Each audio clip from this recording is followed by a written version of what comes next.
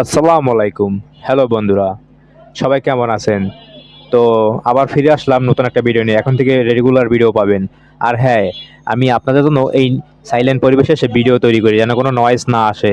তো আমি এইখানে এসে যেটা লক্ষ্য করলাম যে এখানে একটা কুকুর। আমি প্রায় ১ সপ্তাহ যাবত এখানে আসি, কিন্তু আমি ১ সপ্তাহ যাবতই ওকে দেখছি এখানে। ও শুয়ে আছে। আমি তখন লক্ষ্য করি নাই। আজকে লক্ষ্য করলাম। দেখি ও বাচ্চা দিছে।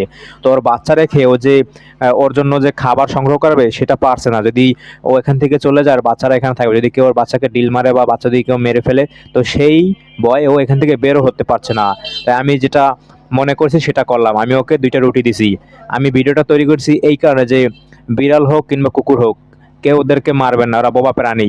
আরো পারলে ওদেরকে খাবার দেবেন। আপনি হইতে পারেন ওর খাবারের উছিলা।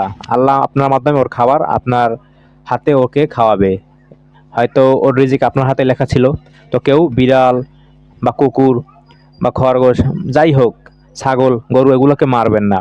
তো ভিডিও থেকে যদি ইন্সপায়ার হয়ে থাকেন তাহলে অবশ্যই বিড়াল বা কুকুরদেরকে সাহায্য করবেন। নতুন ফলোয়ার হলে ফলো করবেন। বা সবাই